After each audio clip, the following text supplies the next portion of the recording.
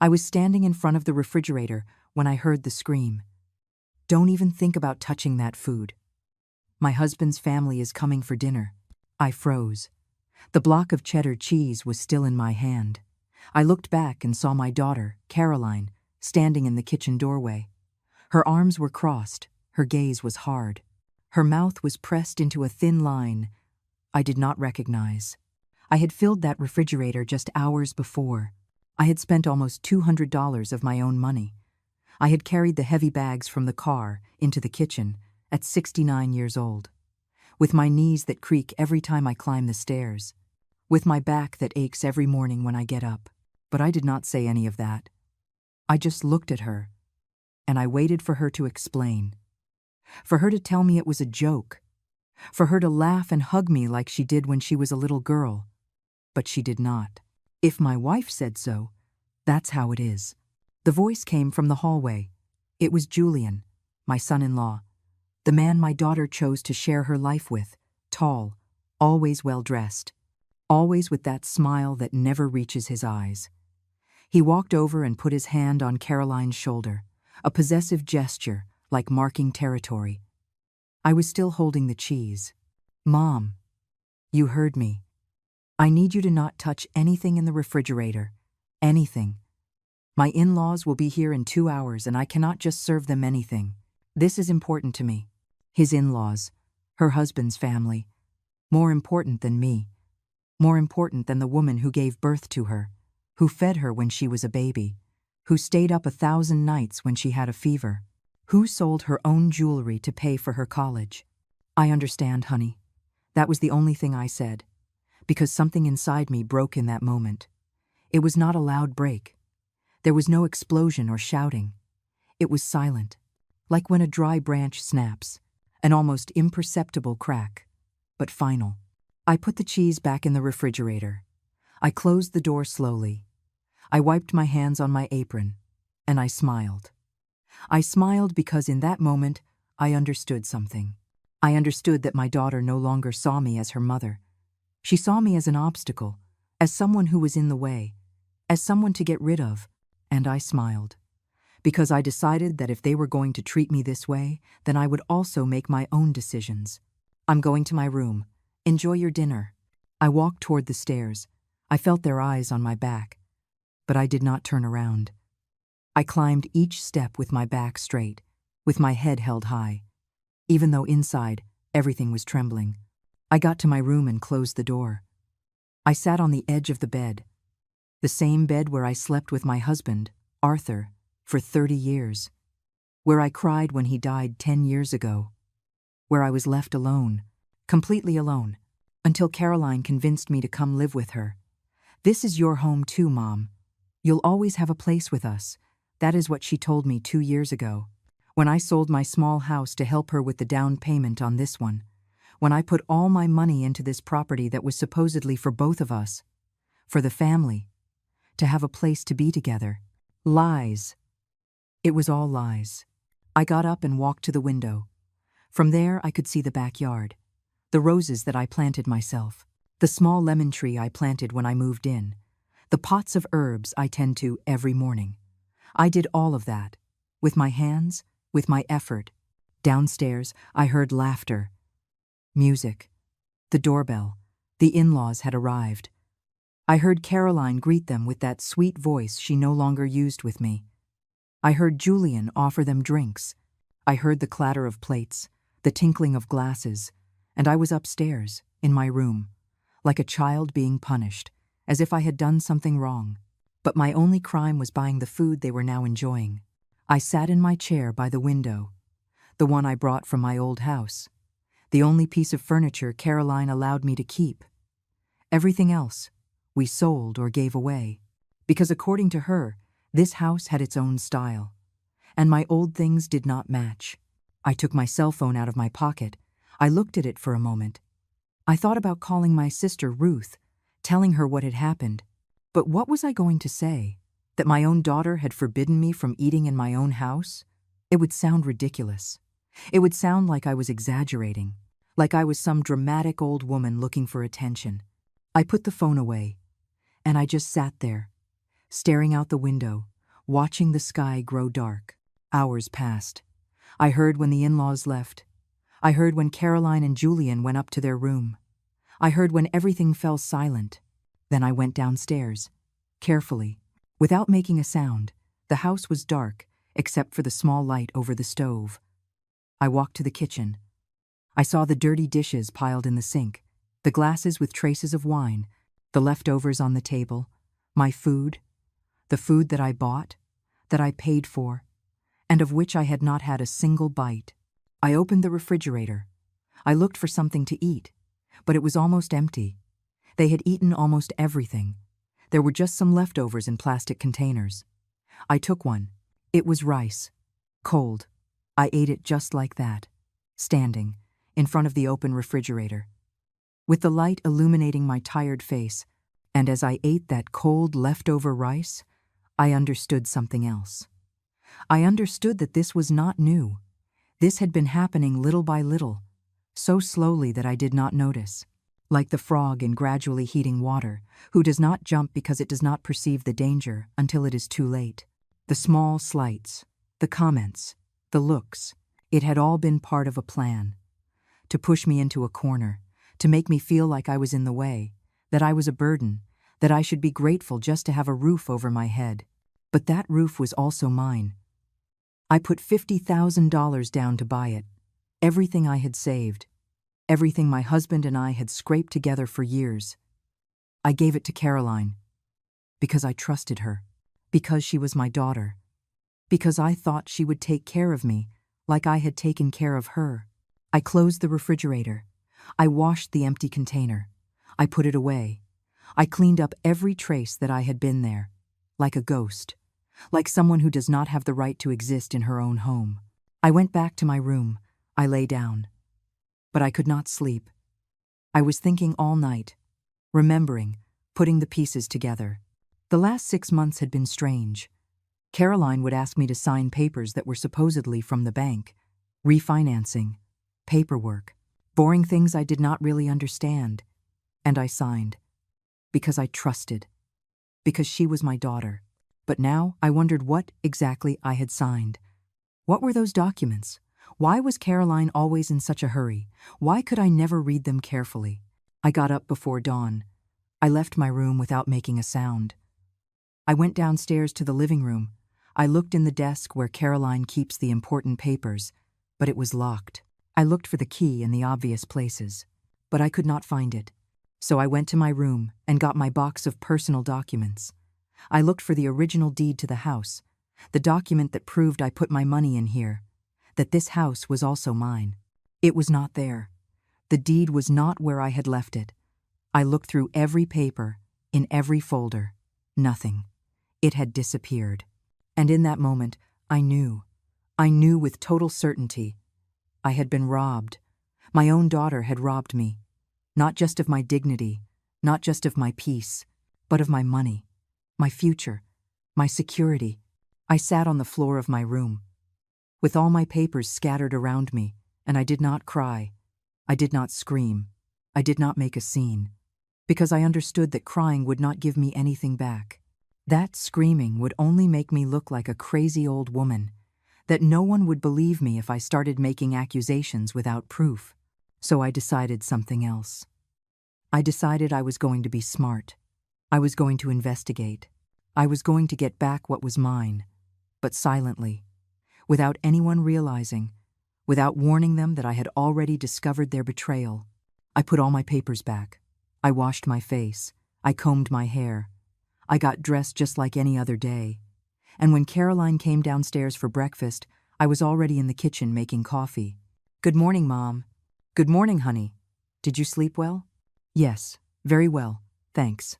She smiled, a perfect smile, as if nothing had happened, as if she had not humiliated me the night before, as if she had not stolen everything from me. And I smiled back, because now I knew how to play her same game. The game of silence, the game of patience, the game of waiting for the exact moment to act. I served her coffee. I made her favorite breakfast. I asked her about her plans for the day. I acted like the perfect mother, like the submissive woman she wanted me to be. But inside, I was already planning. I was already thinking about every step, every move, about how I was going to get my life back, my house, my dignity. Because if I have learned anything in 69 years, it is that revenge is a dish best served cold, very cold. And I had all the time in the world to prepare it. There are moments in life when you wonder at what exact moment everything started to change. At what precise instant the person you loved turned into someone you do not recognize. I asked myself that question many times in the following days. And I always came to the same conclusion. It had all started long before I wanted to admit. Caroline was born when I was 26 years old. It was a difficult pregnancy. I was on bed rest for the last 4 months. My husband, Arthur, worked double shifts at the factory to make up for my lost wages. We were young, we had dreams, we had plans, and when she was born, everything seemed to make sense. She was a beautiful baby, with big, dark eyes, with a smile that lit up any room. I cared for her as if she were made of glass. I fed her, I bathed her, I sang her lullabies my mother had taught me. Arthur adored her. He would come home tired from work, but always found the energy to play with her, to make her laugh. I remember when she took her first steps. I was in the kitchen making dinner. She held on to the edge of the sofa and pushed herself forward. She took 3 wobbly steps before falling onto her bottom. But she had done it. And I cried with happiness. I called Arthur at work to tell him. He left early that day just to see her walk again. We were happy. We did not have much money. We lived in a small 2-bedroom apartment. The furniture was old. The carpet was worn. But it was our home, and that was enough. When Caroline turned 5 years old, she started kindergarten. I got a part-time job at a bakery to help with the expenses. Arthur was still at the factory. We worked hard. We saved what we could. We dreamed of buying a house one day, of giving Caroline everything we never had. She was a good student. She brought home good grades. She was in the school plays. She had friends. She was a normal, happy kid, or so I thought. Because now when I look back, I see things I did not see then. Little details I ignored because I did not want to see problems where I believed there were none. Like when she was 8 years old and I asked her to share her toys with our neighbor's daughter. She refused. She put all her toys in her room and locked the door. I thought it was just a phase, that all children go through selfish stages. I talked to her. I explained the importance of sharing. She nodded, but she never shared her things. Or like when she was 12 years old and found $100 I had hidden in a drawer for emergencies, she asked if she could buy a dress she had seen at the store. I told her no. That money was for something important. She got angry. She did not speak to me for 3 days. And when she finally spoke to me again, it was as if nothing had happened. But the money was gone. I never found it, and she never mentioned it. I should have seen it then. I should have paid more attention. But I was so busy working, so tired at the end of the day, so focused on surviving that I missed the signs. Arthur died when Caroline was 19 years old. A massive heart attack while he was at work. He collapsed in the middle of his shift. By the time he got to the hospital, it was too late. I got the call at 3 in the afternoon. My life split in 2 that day. A before and an after. A world with Arthur and a world without him. Caroline did not cry at the funeral. That surprised me. She was serious, quiet, but her eyes were dry. No tears. I asked her if she was okay. She said yes.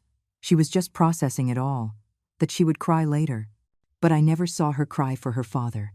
The following years were difficult. Arthur's life insurance was modest, enough to pay for the funeral and leave a little in savings. I kept working at the bakery, but now I also cleaned houses on the weekends. I needed money for Caroline's college. She wanted to get a business degree. It was an expensive major. But I was willing to do whatever it took. I sold Arthur's tools. I sold his car. I sold some jewelry I had tucked away. All of it to pay her tuition, to buy her books, to give her money for transportation and food. I ate less. I wore the same clothes for years. I did not buy anything unnecessary for myself. Everything was for her.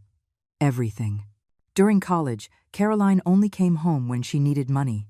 She would call. say she had unexpected expenses, that she needed to pay for a project, that there was a special fee, and I gave her what she asked for, without questions, without doubting, because she was my daughter, because I thought I was investing in her future. She graduated with honors. I was at the ceremony, proud, moved, crying with happiness. It had been worth it. All the sacrifice had been worth it. Or so I thought. She got a job quickly, a big company, a good salary. She told me that now she was going to take care of me, that it was her turn to look after me, that everything I had done for her she would now repay, multiplied, and I believed her, because I wanted to believe her, because I needed to believe my sacrifice had meant something. But the months passed and nothing changed. She kept asking for money, for a certification course, for a work trip, for professional clothes, and I kept giving, because that is who I was. That is who I had always been, the giver, the one who sacrifices, the one who puts everyone else before herself. She met Julian at work. She introduced him to me 6 months after they started dating. He was polite, well-dressed. He came from a family with money. He worked at the same company as her. He seemed like a good man, and I was happy for her. I thought she had finally found someone who would make her happy. They got married the next year, a big wedding, in an elegant ballroom with over 200 guests. I paid my share, $15,000 that I took from my savings. Caroline said it was the least I could do, that the groom's family was paying for much more, that she could not look bad, and I paid, even though that $15,000 represented years of work, years of sacrifice. At the wedding, she barely saw me. She was busy with her in-laws, with the important guests. With me, she barely exchanged 2 words. She introduced me as her mother and moved on, as if I were just a requirement, an obligation, something to check off a list. The first months of marriage, they lived in a small apartment. I would visit them on Sundays. I brought food. I cleaned up a bit. I helped however I could, but I always felt like I was in the way, that I was an intrusion, that they would have preferred I did not come. Then they started talking about buying a house. Julian wanted something bigger, something in a better neighborhood, but they did not have enough money for the down payment. They needed $50,000. And they looked at me. "Mom, you have savings, right? Could you lend us the money for the house? We'll pay you back, little by little, with interest if you want. And besides, you could live with us. You wouldn't have to be alone anymore. It would be perfect. A family again." That is what Caroline told me. And I wanted to believe her. I wanted to believe she was including me in her life, that she was giving me a place in her home, that she finally valued me. I sold my house, the small house Arthur and I bought after years of saving, the house where we raised Caroline, where we were happy. I sold it, and I gave her all the money, the full $50,000. She promised to put my name on the deed. She promised the house would be for both of us, that I would have my own room, my own space, that I would always be welcome. And I signed everything they put in front of me, because I trusted, because she was my daughter. But now I understand that was my doom, the exact moment where I lost everything, where I stopped being the owner of my own life, where I became an unwanted guest in what should have been my own home. The first few months in the new house were tolerable. Caroline still kept up appearances. She greeted me in the mornings. She included me in some conversations. She let me cook and participate in household decisions. But there was something strange, something I could not quite identify, an invisible tension that hung in the air every time I entered a room. Julian worked late. He would come home tired and lock himself in his study. Caroline spent hours on her phone. I kept myself busy cleaning, cooking, tending the garden, trying to be useful, trying to justify my presence in this house that was also mine, though it felt less so every day. One day I found some papers on the dining room table. They were bank documents. I saw them by chance while I was cleaning. It was not my intention to read anything private, but my name appeared on one of the pages, and that caught my attention. It was a document about the house's mortgage. I read it quickly, trying to understand. There were numbers, legal terms I did not quite grasp. But one thing was clear. My name was not on the deed as an owner. It only appeared as a reference, as someone who had contributed money, but not as an owner. I felt something cold run through my body. I picked up the paper with trembling hands. I read it again, slower, trying to find my name in the list of owners. But it was not there.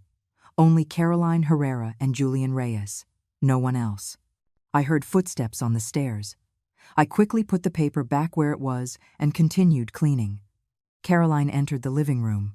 She looked at me with that expression she had started to use with me, that mix of annoyance and superiority. "What are you doing, Mom?" "Just cleaning, honey. Just cleaning." She took the papers from the table and left without another word. I stayed there, standing, with the cleaning rag in my hand, with my heart racing, with 1,000 questions in my head. I could not sleep that night. I kept turning over what I had seen. Maybe I had misunderstood. Maybe my name was on other documents. On the original deed. Caroline had promised she would include me, that the house would be for both of us. She would not lie to me. She could not lie to me. But the seed of doubt was planted, and like a weed, it began to grow, to spread, to poison every thought. The following days, I started paying more attention, noticing things I had overlooked before, like the times Caroline asked me to sign papers without letting me read them properly. She would say they were just bank formalities, renewals, boring things not worth reviewing, and I signed, trustingly, because she was my daughter. But now those signatures haunted me. What had I signed, exactly? What were those documents? Why was there always such a rush? Why could I not take my time to read? One afternoon, while Caroline was at work, I searched the desk in the living room. I needed to find the deed to the house. I needed to see my name on it. I needed to confirm that everything was fine, that I was just being paranoid. But the desk was locked. I looked for the key in the obvious places, in the kitchen drawer, on the bookshelf, on the entryway shelf. Nothing. The key was nowhere. I tried to pick the lock with a paperclip, with a bobby pin, but it did not work. The desk remained closed, guarding its secrets, protecting them from me. Then I remembered that I had my own copy of documents. When I sold my house, I kept everything in a special box.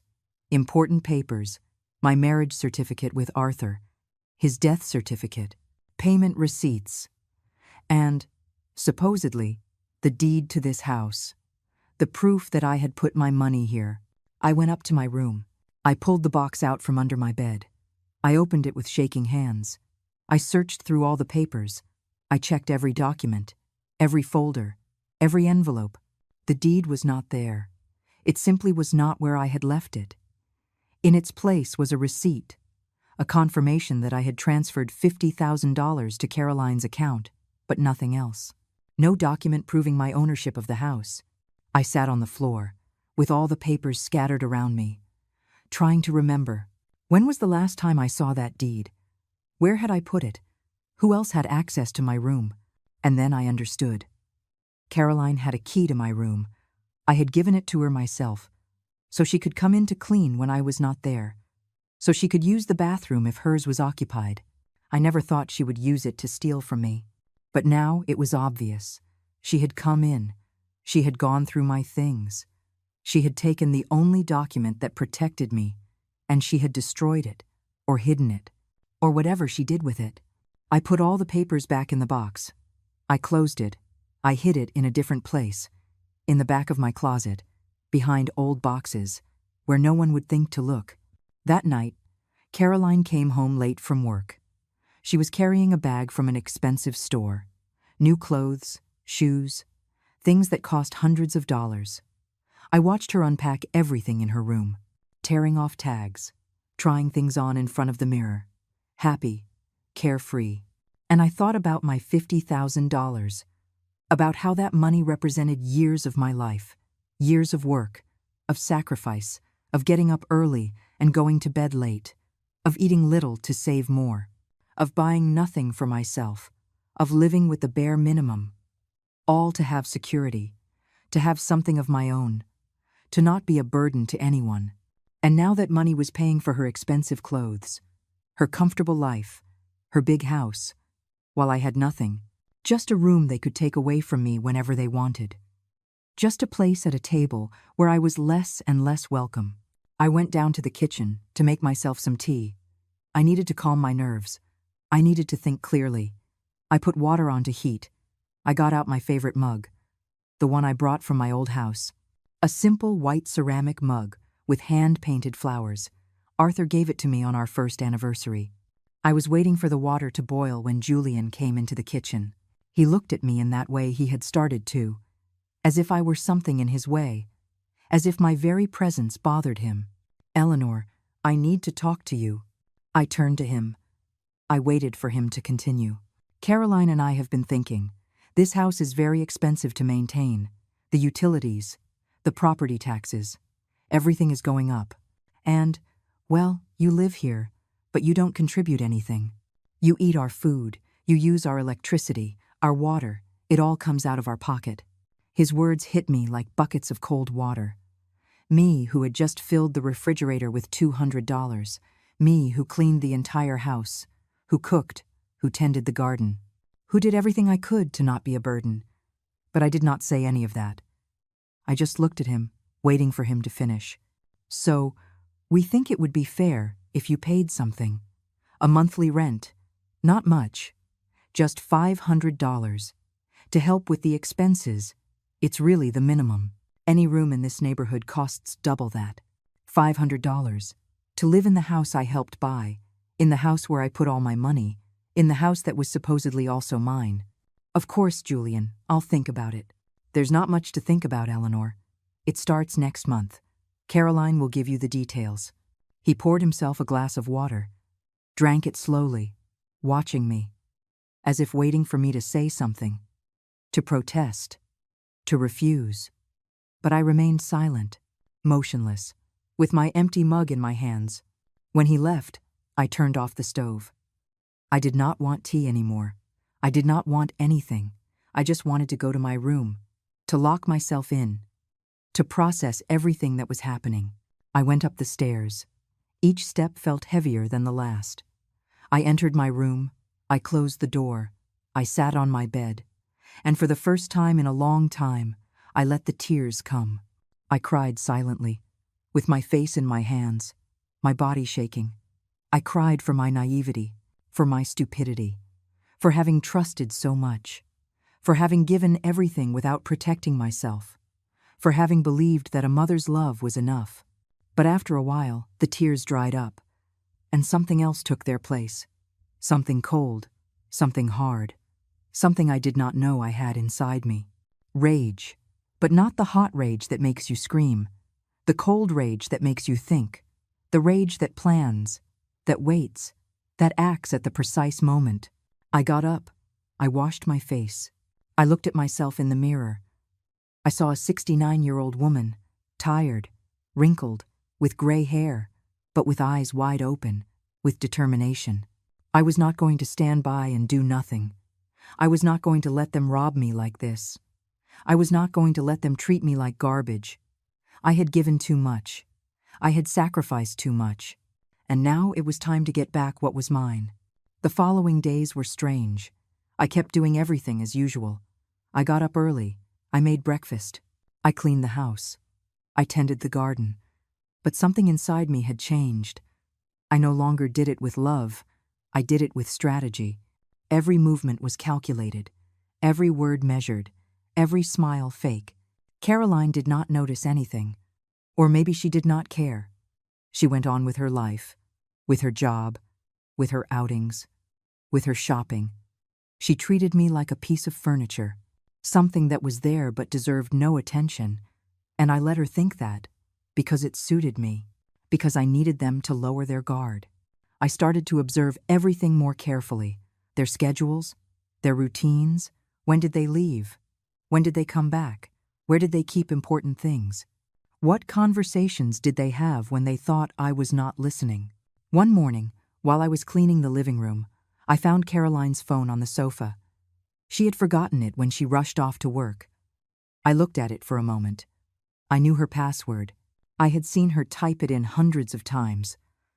4 simple numbers. Their wedding date. I picked up the phone. I unlocked it. My hands were shaking, but my mind was clear. I went into her messages. I looked for conversations with Julian, with her friends, with her in-laws. I read quickly, taking mental notes of everything. There was a chat with her friend, Samantha. Recent messages. I read them with a racing heart. I'm almost done getting my mom off the deed. The lawyer says it'll all be finalized in 2 weeks. Finally, I'll be able to sell this house and buy something better without her being able to claim anything. The words hit me like fists. I read the message again, and again, and again, trying to process what I was seeing. She had not just removed me from the deed. She was planning to sell the house I helped buy, and buy another one where I would have no rights at all. I kept reading. There were more messages. From weeks ago. My mom is so naive. She signs anything I put in front of her, doesn't even read it. Now just one more document, and that's it. Problem solved. Problem. I was a problem to her. Her own mother, the woman who gave birth to her, who raised her, who sacrificed her whole life for her. I was just a problem that needed to be solved. I took photos of all the messages with my own phone. My hands were shaking so much that some came out blurry, but I took several of each one. I needed to have proof. I needed to document everything. There was another chat with someone named Maxwell Price, a name I did not recognize. I opened the conversation. Mrs. Reyes, as I mentioned last week, we've processed the documents you brought in. Your mother signed the waiver of rights to the property. Everything is in order. We just need her to sign one last paper, and the process will be complete. You can stop by the office whenever you like. A lawyer. She had gone to a lawyer. She had fabricated documents. She had made me sign my own condemnation. And I did not even know it. I wrote down the lawyer's name, his phone number, the address of his office that appeared in the chat. Everything. Every detail. Every word. I kept checking. There were photos, scanned documents, copies of papers I had signed without reading, contracts, waivers, assignments of rights, all there. On her phone, like trophies of her betrayal. I took photos of everything, one by one, making sure they were clear, that every word was legible. This was gold. This was what I needed to prove what they had done to me. I heard a car in the driveway. My heart stopped. I looked out the window. It was the neighbor. I kept checking the phone. I had little time. I did not know when Caroline would be back. I found a folder called Mom Documents. I opened it. There were copies of my ID, my birth certificate, the deed to my old house, the receipts for the money transfer. Everything they needed to rob me was right there, organized, filed, like a criminal case file. And then I saw something else. A recent document. A listing for a new house. In another neighborhood. Bigger, more expensive, dated last week. They were already looking for a new place to move. They were already planning to leave me on the street. I took photos of everything. Then I cleared the call history and messages, so she would not know I had been on her phone. I left it exactly where I found it. At the same angle. In the same position. I went up to my room. I closed the door. I sat on the bed. I connected my phone to my old computer. The one I brought from my old house. I transferred all the photos. I saved them in a hidden folder. I made copies on a USB drive I had stored away. I could not risk losing this evidence. As I transferred the files, I thought about everything I had seen, about how my own daughter had planned my destruction with such coldness, with such precision, as if I were just an obstacle in her path, something that had to be removed so she could move forward. I finished saving everything. I hid the USB drive in a safe place, inside a box of tampons in my bathroom. No one would look there, especially not Julian. I went down to the kitchen. I put water on to heat. I made tea. My hands were not shaking anymore. My mind was strangely calm. Now I knew exactly what I was up against. I knew how deep the betrayal went, and that gave me power, because knowledge is power. And now I had both. That afternoon, when Caroline got home from work, she was agitated. She was looking for something desperately. "Mom, have you seen my phone?" "No, honey. Where did you leave it?" "I don't know. I had it this morning. but I can't find it. I helped her look. We checked the living room, the kitchen, her room. I acted concerned, supportive. Like the perfect mother she thought I still was. Here it is. It was between the sofa cushions. She grabbed it with relief. She quickly checked her messages, her calls. Everything seemed to be in order. She suspected nothing. Why would she? I was just her naive mother, the foolish old woman who signed whatever was put in front of her. Thanks, Mom. You're welcome, honey.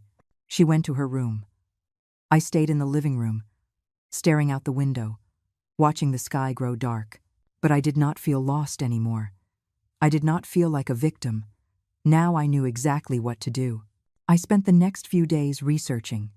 I looked up the lawyer, Maxwell Price, on the internet. I found his website. His office was half an hour away. I read about the services he offered. Real estate, inheritances, contracts. Exactly what Caroline needed to rob me. I also looked up information about my rights, about what I could do if someone had made me sign documents under false pretenses. I read legal articles, forums, testimonies from other people who had been through similar situations. I took notes. I saved links. I prepared. One afternoon, while Caroline and Julian were at work, I went to the bank, the same bank where we had gotten the mortgage for the house. I asked to speak with a representative. A young woman, about 30 years old, helped me. She had a professional smile. "Good morning, ma'am. How can I help you? I need information about a property. I am a co-owner, but I don't have a copy of the documents. I want to know how I can get them." She asked for my ID. I gave it to her. She typed something into her computer. She frowned. "Mrs. Herrera, according to our records, you are not listed as an owner of any property." "That's impossible. I put $50,000 down for the down payment on a house. I have the transfer receipt." I showed her the receipt I had saved. She looked at it. She typed more into her computer. "I see the transfer here, but it was made in Caroline Herrera's name, not as part of a co-ownership agreement. It was a gift, a donation. Therefore, you have no rights to the property." Her words confirmed my worst suspicions. They had tricked me from the beginning. There was never any intention of putting me on the deed. It was all a plan to take my money. "Is there anything I can do?" "You would have to consult with a lawyer, ma'am. We only handle the financial side. But if you sign documents waiving your rights, it will be difficult to get anything back." I thanked her. I left the bank. I walked to a bench in a nearby park. I sat down. I took a deep breath. The cold air filled my lungs.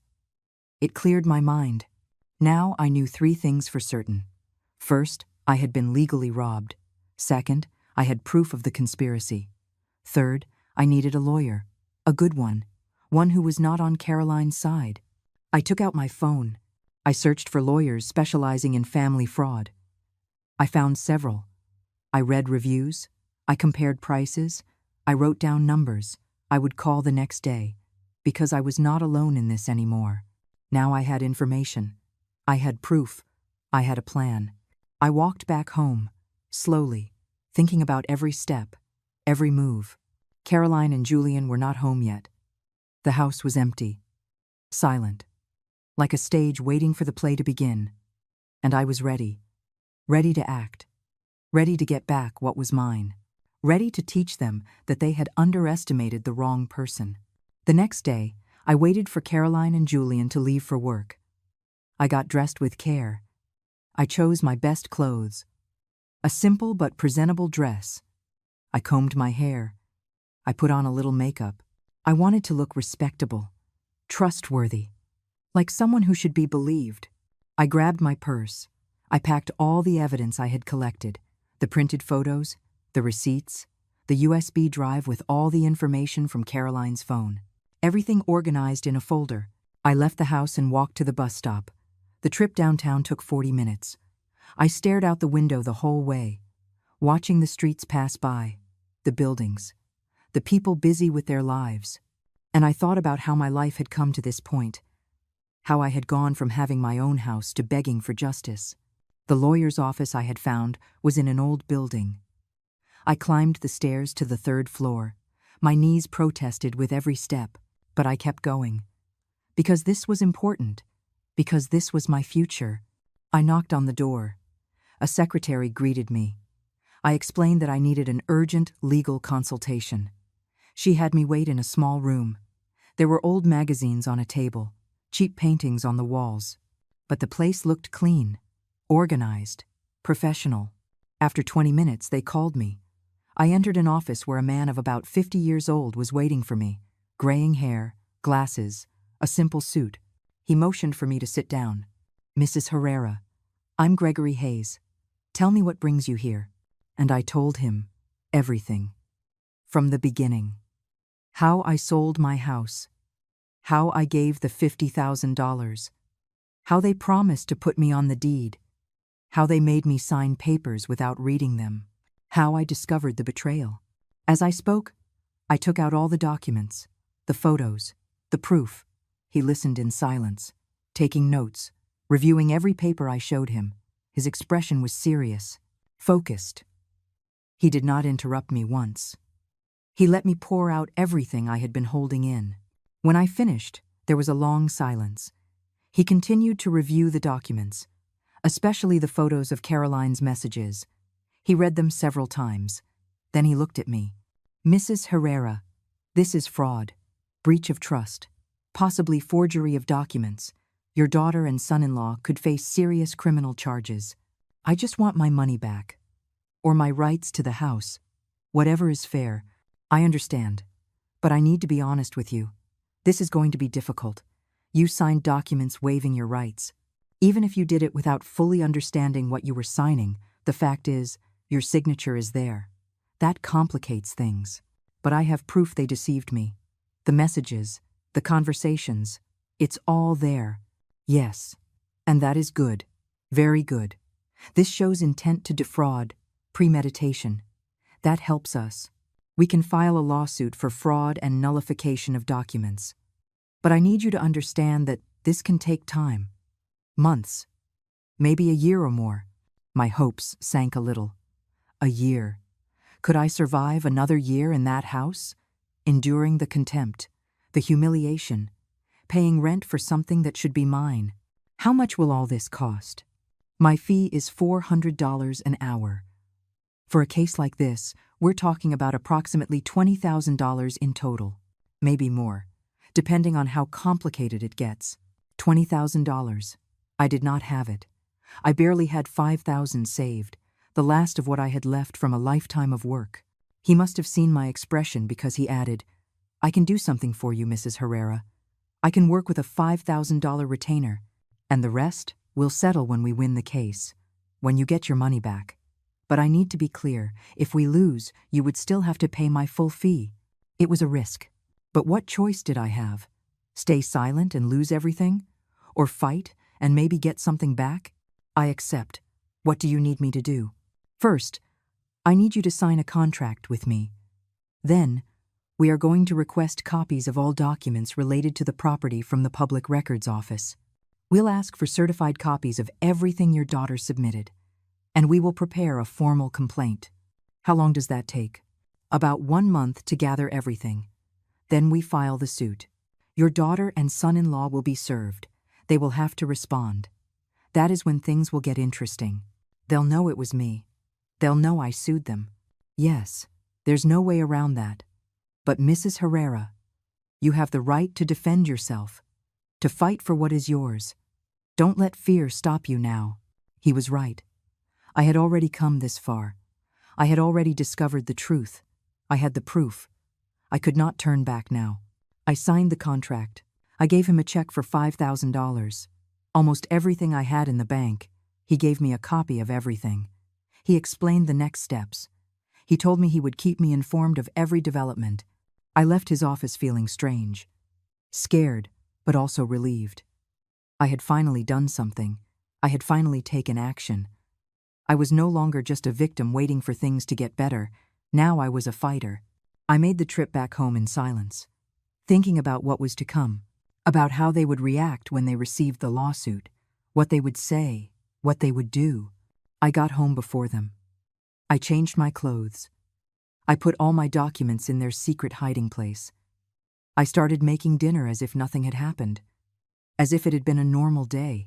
When they arrived, I greeted them as always. Caroline barely looked at me. Julian did not even answer my greeting. We ate dinner in silence, each of us in our own world, and I watched. I saved every detail, every gesture of contempt, every moment of humiliation, because all of it gave me more strength to keep going. The following days were a waiting game. Mr. Hayes called me every week to update me. He had requested the documents from the Public Records Office. He was reviewing everything, preparing the legal strategy. He asked me to be patient. Meanwhile, I continued to document everything at home. Every time Caroline treated me badly, every comment, every slight. I started recording conversations on my phone, carefully, without them noticing. I did not know if it would be legally admissible, but I wanted to have everything on record. One day, a certified envelope arrived in the mail.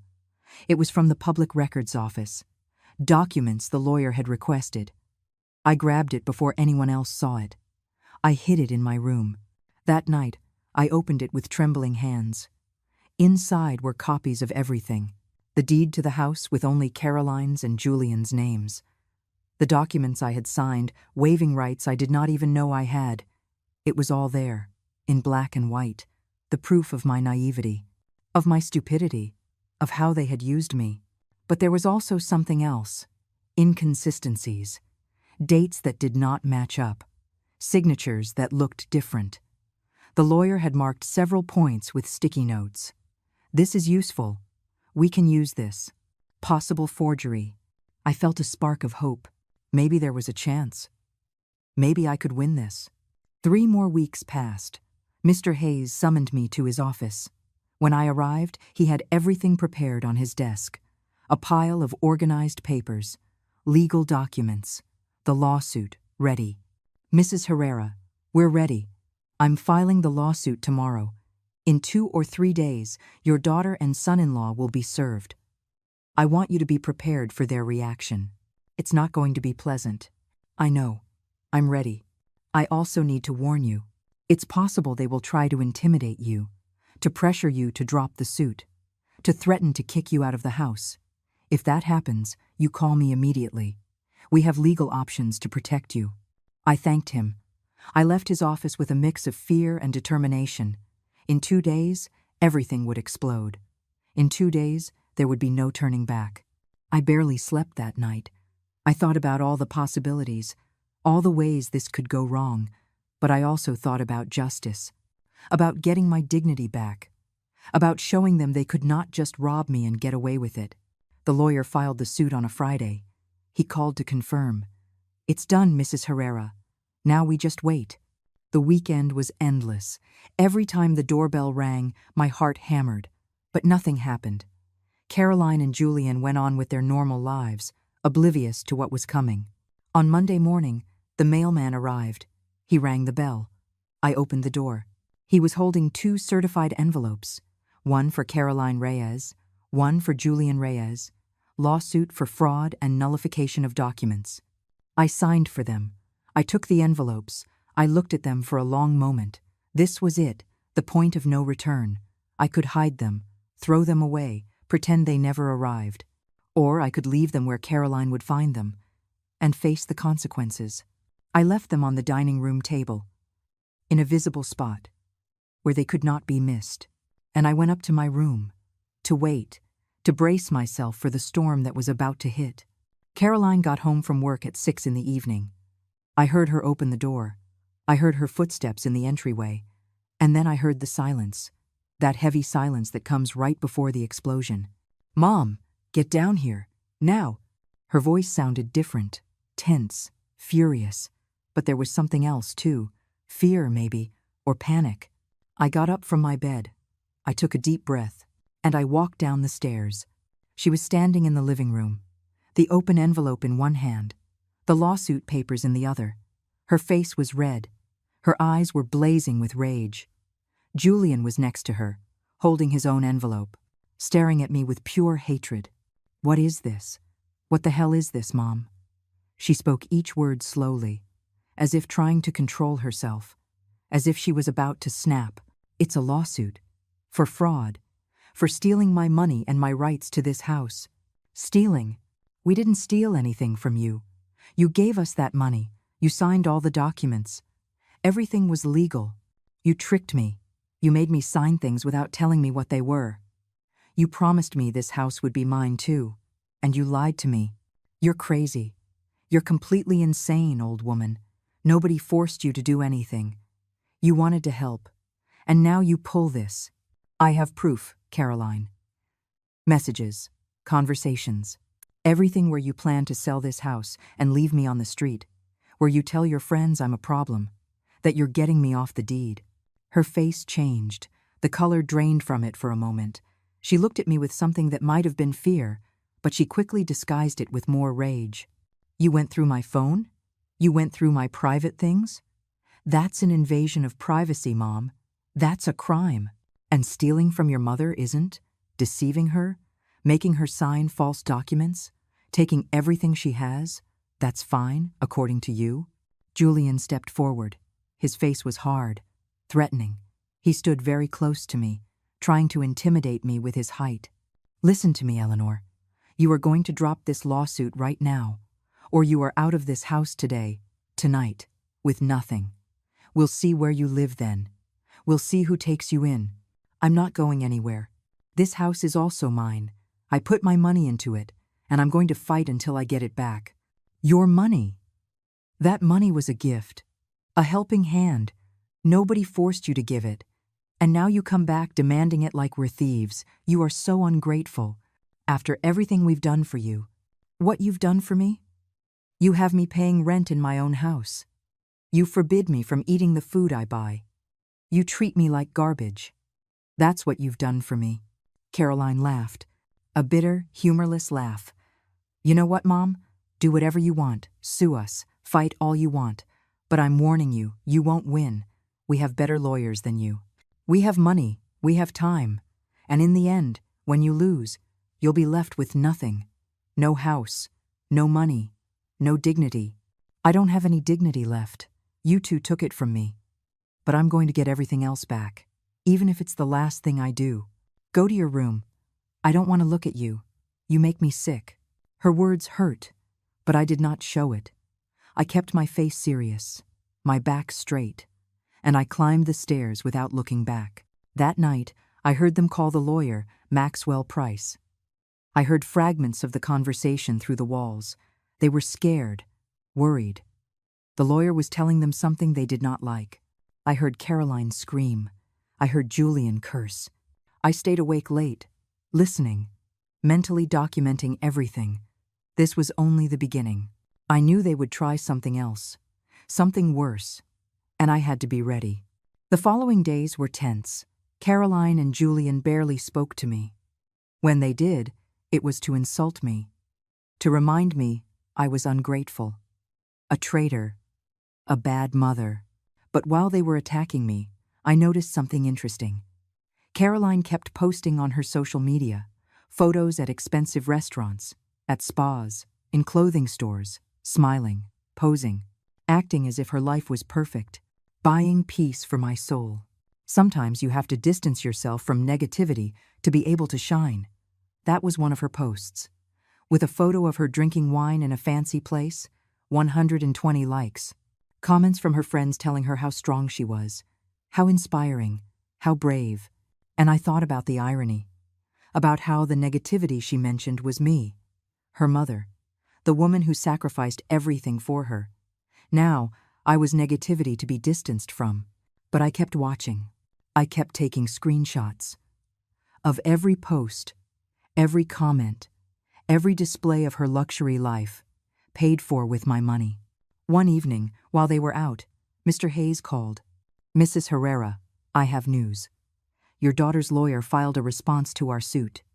They deny everything. They say you gave the money voluntarily as a gift, that you signed all the documents knowingly, that you now have donor's remorse and want back what you already gave away. That's to be expected. What's next? Now comes the discovery phase. Both sides present all the evidence we have. Documents, testimonies, proof. Then the judge decides if there's enough of a case to go to trial. How long does that take? 3 or 4 months, minimum. But Mrs. Herrera, I have to tell you something important. Your daughter's lawyer contacted me. They want to negotiate an out-of-court settlement. What kind of settlement? They're offering to give you $20,000. In exchange, you drop the lawsuit and sign a document waiving any future rights to the property. 20,000. Out of the 50 I put in. Not even half. Exactly. It's a low offer. Insulting even. But it's something.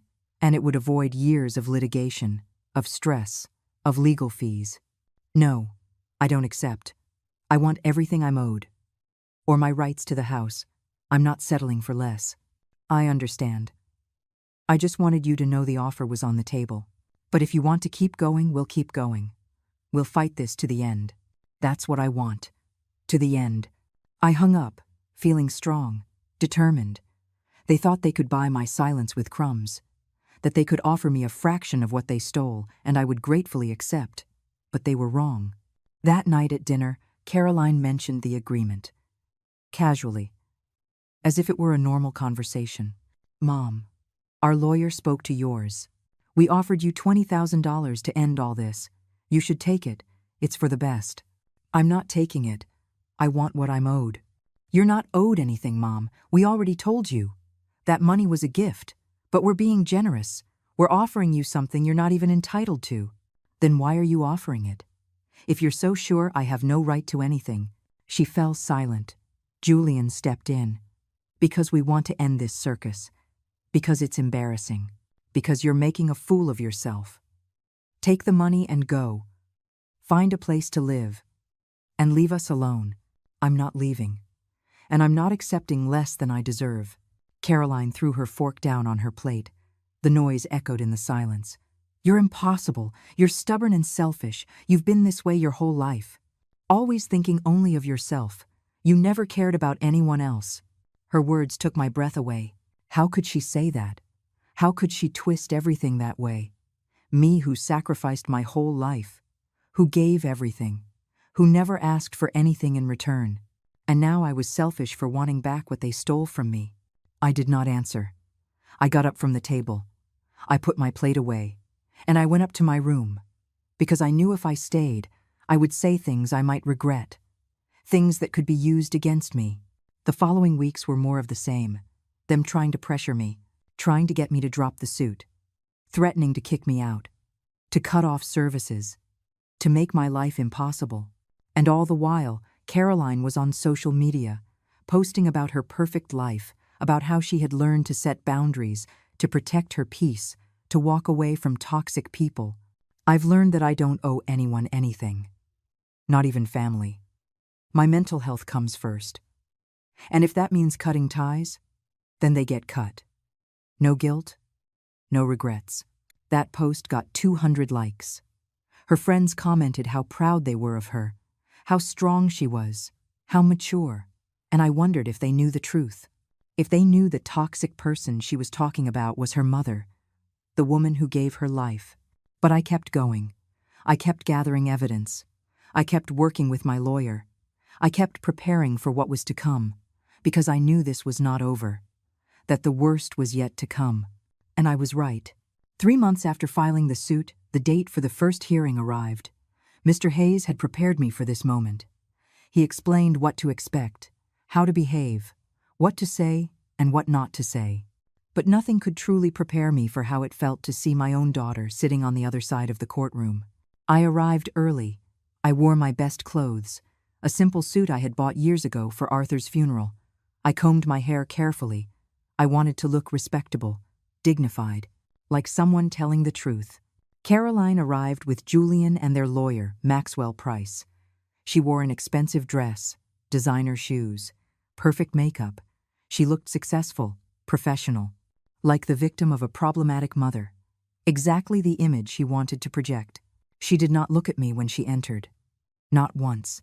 She acted as if I were invisible, as if I did not exist, and that hurt more than any insult. The judge entered. We all rose. He was an older man in his 60s. With a serious face and thick glasses, he sat down and began to review the case files. All right. We are here for a lawsuit regarding fraud and nullification of documents. Mrs. Eleanor Herrera versus her daughter Caroline Reyes and her son-in-law Julian Reyes. Mr. Eleanor Hayes, present your case. My lawyer stood up. He spoke with a clear, firm voice. He explained how I had sold my house, how I gave $50,000 for the purchase of the new property, how they promised to include me on the deed, how they made me sign documents without properly explaining what they were, how I discovered they were planning to sell the house without my knowledge. He presented the evidence, the messages I took from Caroline's phone, the documents with inconsistencies, the transfer receipts, everything organized, everything clear, everything damning. The judge reviewed each document carefully. He took notes. He asked questions. Mr. Hayes answered with precision, with confidence. I was starting to feel hopeful. Then it was Mr. Price's turn. He stood up with a confident smile, with calculated movements, as if he already knew he was going to win. Your Honor, this case is simple. Mrs. Herrera decided to help her daughter buy a house. She did so voluntarily. No one forced her. She signed all the necessary documents with full awareness of what she was doing. Now, she has buyer's remorse, or rather, donor's remorse, and wants back what she already gave away. That is not fraud, it's regret. He presented documents signed by me, papers where I supposedly waived my rights to the property. My signature was there, clear, undeniable. I felt dizzy seeing it, because I did not remember signing that. Furthermore, Your Honor, Mrs. Herrera has lived in the property rent-free for 2 years. She has enjoyed all the benefits of living in a $500,000 house without contributing to the expenses, and now she has the audacity to sue her own benefactors. Benefactors. That word burned me, as if they had done me a favor, as if I were a beggar, grateful for the crumbs they fed me. The judge raised his hand to silence him. Mr. Price, I am looking at text messages where your client clearly indicates she is getting her mother off the deed through deception, that she plans to sell the property without her knowledge. How do you explain that? Price did not even flinch. Private conversations, Your Honor, illegally obtained. Mrs. Herrera violated my client's privacy by searching her phone without permission. Those messages should not be admissible as evidence. They were obtained by a concerned mother who suspected she was being defrauded, Mr. Hayes interjected. There was no hacking, no theft. She simply looked at a phone left in her own home, and she found proof of a crime. The judge continued to review documents. He asked more questions to both sides. I answered when it was my turn to speak. My voice was shaky but clear. I told my story, how I trusted my daughter, how they deceived me, how I found out the truth. Caroline also spoke, with tears in her eyes, with a broken voice. She played the part of the wounded daughter, the victim of a manipulative mother who was now trying to extort her. My mother has always been like this, Your Honor, always controlling, always wanting to have power over my life. We offered her a home, we gave her everything, and now she repays us with this lawsuit, with these horrible accusations. It hurts me. It hurts me so much that my own mother would think I'm capable of stealing from her. Her performance was perfect. She cried at just the right moment. Her voice trembled when it should. She looked at the judge with pleading eyes, and I saw how he watched her, how his expression softened, just a little. And in that moment, I understood something. I understood that the truth does not always win, that sometimes the person who acts the best, who lies the best, who has the best lawyer, that is who wins. The hearing lasted 3 hours. At the end, the judge said he needed time to review all the evidence, that he would give his ruling in 2 weeks, that both parties should await his decision. We left the court in silence. Caroline and Julian left in their new car, a luxury vehicle that cost more than $50,000, purchased after I gave them my money. I left on the bus. As always, Mr. Hayes walked me to the stop. How do you think it went? It went well, Mrs. Herrera. It went well. We have good evidence. The judge saw the inconsistencies. He saw the messages. I think we have a chance, but he was not sure. I could hear it in his voice, in how he avoided looking me directly in the eye. There was doubt, and that doubt terrified me. The next 2 weeks were the longest of my life. At home, the atmosphere was unbearable. Caroline did not speak to me at all. Julian looked at me with pure hatred. I ate in my room. I kept myself locked away most of the time, a ghost in my own house. But I kept documenting. I kept gathering evidence, just in case I needed to appeal, in case I had to keep fighting. Then the day came. Mr. Hayes called me early in the morning. "Mrs. Herrera, the judge has issued his ruling." My heart stopped. I waited. The seconds felt like hours. We won the first part. The judge has determined there is sufficient evidence of fraud. He has ordered a more in-depth investigation. And the best part, he has ordered a freeze on any attempt to sell the property until the case is fully resolved. I could not believe it. I had won something. Not everything, but something. The judge had believed me. He had seen the truth. What does that mean, exactly? It means your daughter cannot sell the house. She cannot make any moves with the property without court approval. And it means we are going to a full trial. That's where we'll fight for the nullification of the documents and the return of your money. It was a small victory, but it was a victory. For the first time in months, I felt something like hope. When Caroline received the notification that afternoon, her reaction was explosive. I heard screaming from my room, things breaking, curses, Julian trying to calm her down. She was out of control. I went downstairs. I needed to see her face.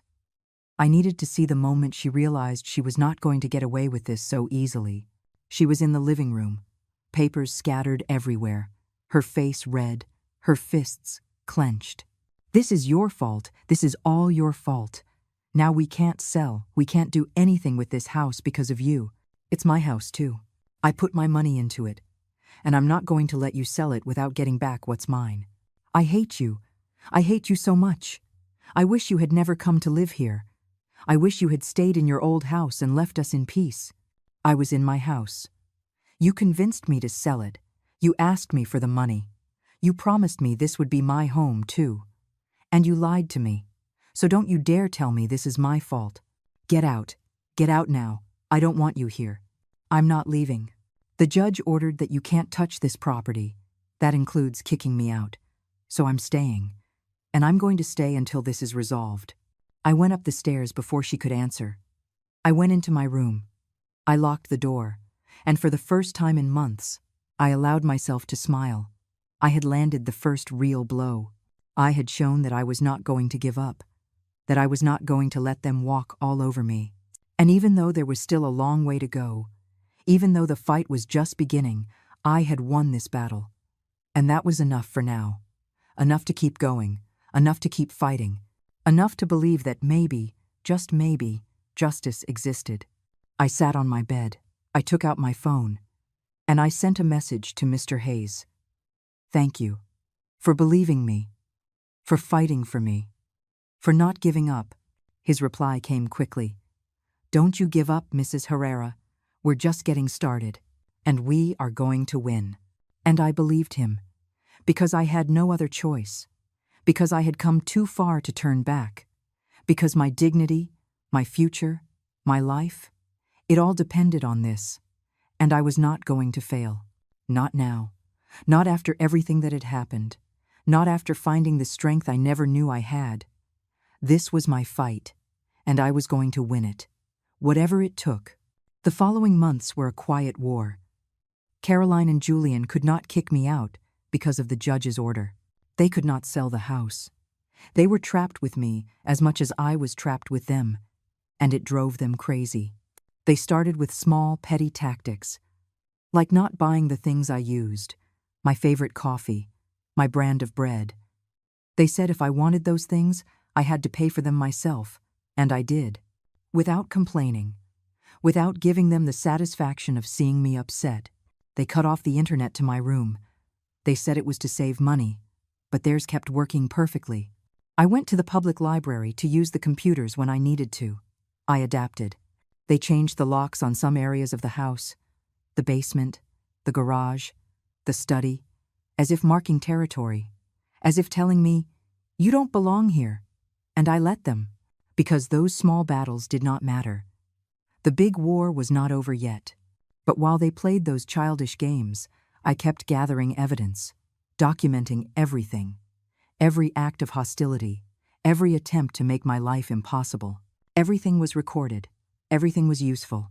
Mr. Hayes worked on the case. He filed more documents, more proof. He got testimonies from neighbors confirming that I lived there, that I took care of the house, that I had put money into the property. 6 months after the first hearing, the date for the full trial arrived. This time, it would be final. The judge would decide if the documents I signed were valid or if I had been a victim of fraud. He would decide if I got my money back or if I lost everything.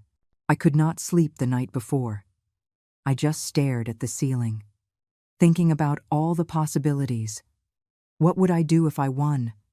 What would I do if I lost? How had my life come to this? The day of the trial dawned gray, overcast, as if the sky itself knew what was at stake. I dressed with care, the same suit I wore to the first hearing. My hands trembled as I buttoned it.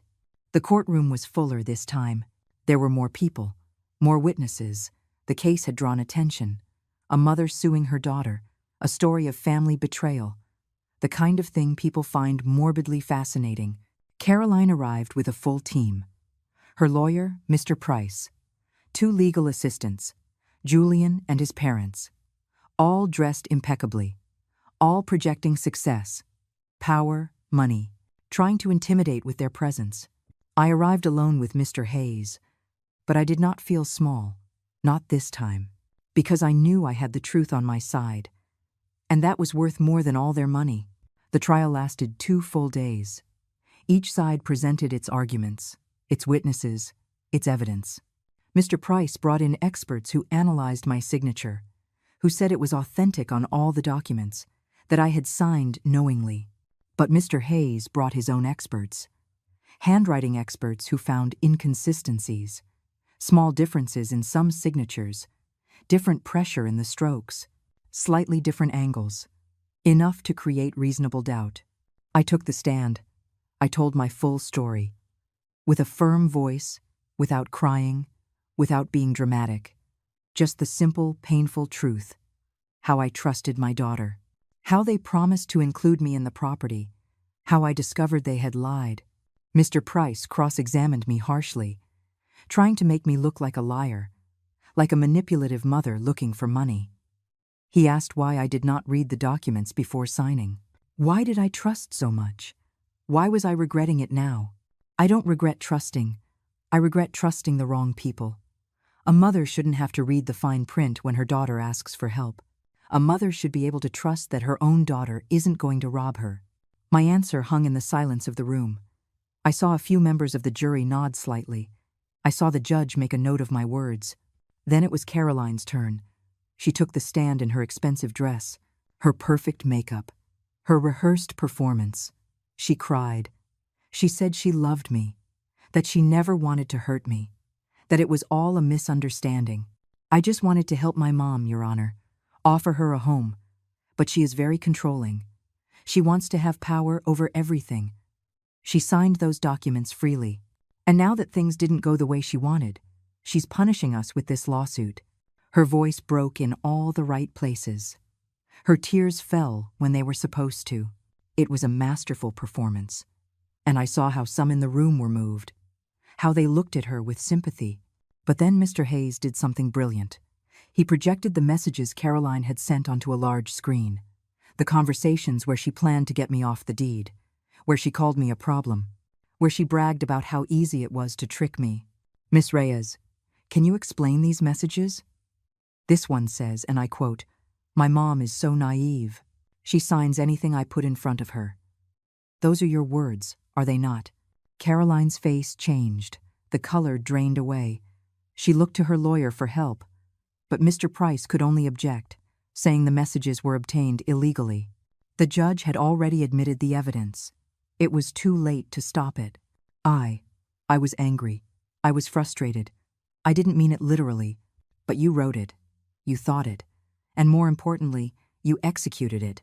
You carried out a plan to defraud your own mother. It wasn't fraud.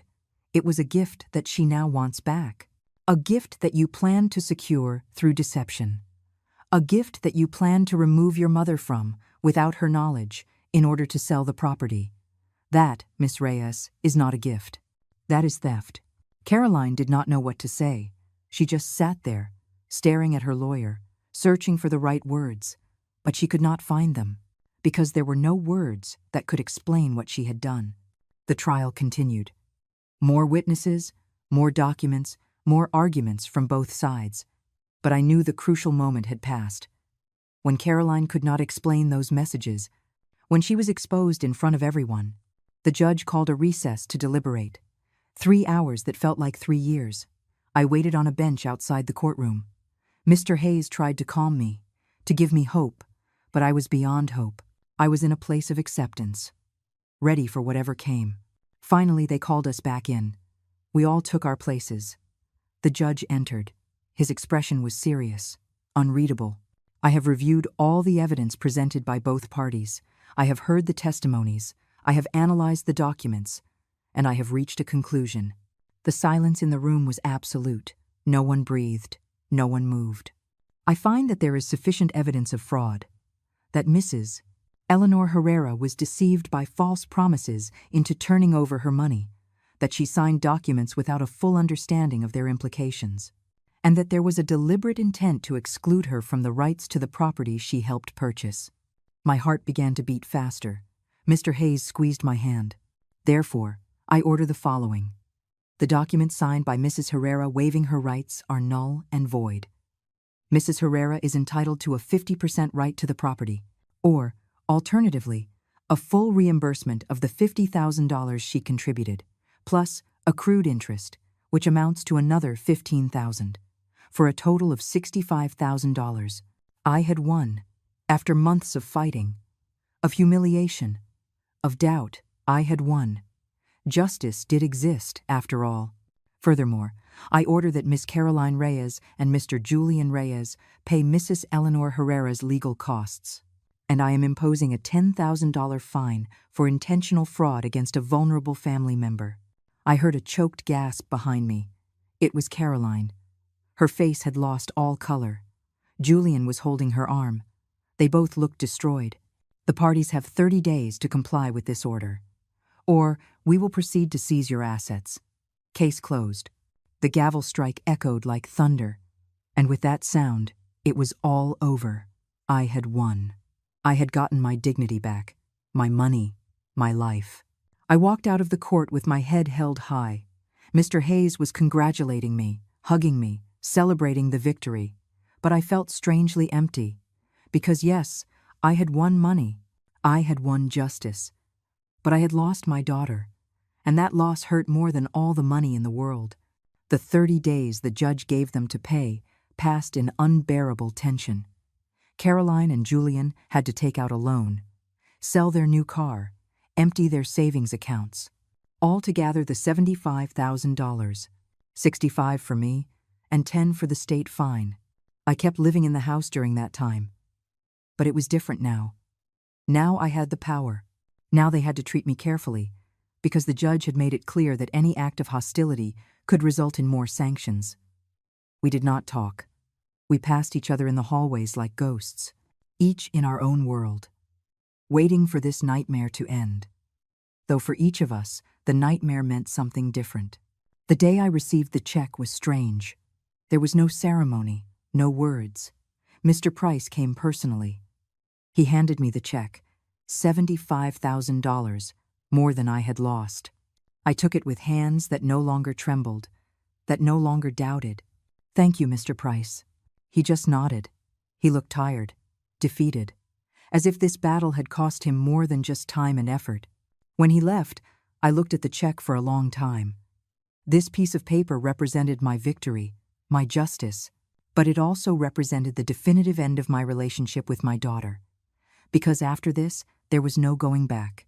There was no way to repair what had been broken. That afternoon, I called a real estate agent. I asked him to help me find a small place, a one-bedroom apartment, something simple, something mine, something no one could take from me.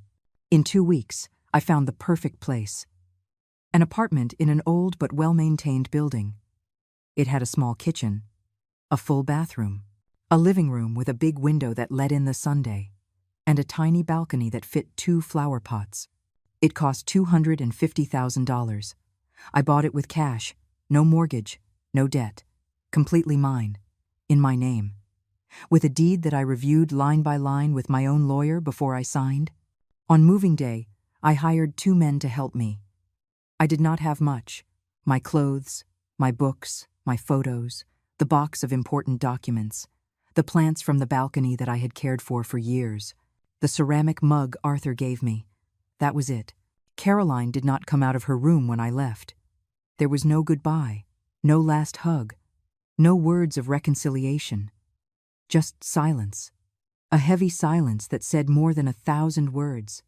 Julian was in the living room when I brought down my last box. He looked at me with something that might have been regret.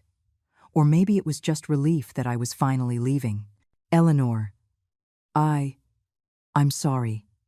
For everything. They were the only words he had spoken to me in months. I did not answer. Because what could I say? That I forgave him? That everything was okay? When nothing was okay. When it would never be okay again. I just nodded, and I walked out that door for the last time. My new apartment was small, quiet, empty, but it was mine. I spent the first night sitting on the floor. No furniture yet, with a hot cup of tea in my hands, looking out the window at the city lights, and I cried. I cried for everything I had lost, for the daughter I thought I had, for the family that never really existed, for the years wasted believing in empty promises. I cried until there were no tears left, until the pain became something more manageable, something I could live with. The following months were about rebuilding. I bought simple furniture, a bed, a small table, 2 chairs, a comfortable armchair for reading. Nothing expensive, nothing flashy, just what was necessary to live with dignity. I used some of the money left over to take a baking course, something I always wanted to do but never had time for. I learned to make cakes, cookies, artisanal bread, and I discovered I had a talent for it. I started selling my products to neighbors, to little shops in the neighborhood. It was not much money, but it was mine, earned with my own effort, without depending on anyone, without owing anyone any favors. One afternoon, while I was watering my plants on the balcony, my phone rang. It was an unknown number. I hesitated before answering, but something told me to. "Mom?" Caroline's voice hit me like a punch to the stomach. I had not spoken to her in 8 months. Not since the day I left her house. "Hello, Caroline." Silence on the other end. Heavy breathing, as if she were searching for the right words. I just wanted you to know that Julian and I are getting a divorce. He blames me for everything that happened, for losing the money, for the embarrassment, for everything. And I'm all alone, Mom. Everyone turned their back on me." Her voice broke. She started to cry. And part of me, that part that will always be her mother, wanted to comfort her, wanted to tell her it would be okay, that I forgave her, that we could start over. But another part of me, the part that had been betrayed, robbed, and humiliated, that part held firm. "I'm sorry for what you're going through, Caroline. I truly am. But I can't be your support right now, not after everything. But you're my mom. You're all I have. And you were my daughter. You were all I had. And you robbed me. You betrayed me. You made me feel like I was worthless. So, no, I can't be what you need right now. Maybe someday, but not now. Mom, please. Take care of yourself, Caroline. I wish you the best. I really do. But I need time. A lot of time." I hung up before she could answer. Before my resolve could weaken, I turned off the phone, and I just stood there, shaking, crying, but also feeling strong. Because I had set a boundary. Because I had chosen my own peace over guilt. More months passed. Fall turned to winter. Winter to spring. Life went on. I made new friends in the building. Women my age. Widows. Divorcees. women with their own stories of pain and survival. We had tea together on Thursdays. We shared recipes. We laughed. We lived. One April afternoon, I was on my balcony watering the plants when I saw something that made me smile. One of the succulents I had brought from Caroline's house had bloomed. A small, pink, delicate flower. It had survived the transplant, the change, and now it was blooming more beautifully than before. And I realized that I was like that plant. I had been torn from where I thought my home was. I had been hurt. They almost destroyed me. But I survived. I adapted. And now I was blooming again. In my own space. In my own soil. At my own pace. That night, I made myself a simple dinner. Vegetable soup, homemade bread, herbal tea. I sat at my small table by the window. I ate slowly, savoring every bite, grateful for every peaceful moment. I did not have much. I did not have the big house. I did not have the perfect family. I did not have the dreams I once imagined. But I had something better. I had my dignity. I had my peace. I had my freedom. And I had the satisfaction of knowing I did not stay silent, that I did not let them trample me, that I fought for what was mine. Before bed, I wrote a few lines in my journal, something I had started doing as therapy, and I wrote the most important truth I had learned through this whole process. I did not win because I shouted louder. I won because I proved the truth. I did not stoop to their level. I did not fill myself with hatred. I just presented the facts. And that hurt them more than any insult. That is my victory, not having become what they were to me, not having lost my essence in the process of getting my life back. I closed the journal. I turned off the light. And I lay down in my bed, in my apartment, in my home. And for the first time in years, I slept soundly. No nightmares, no fears, just peace. Because I had closed that door. Not for revenge, not for hatred, but for love. Self-love. The kind of love I had forgotten I deserved. The kind of love that no daughter, no son-in-law, no false promise could ever take from me. And that was enough. It was more than enough. It was everything.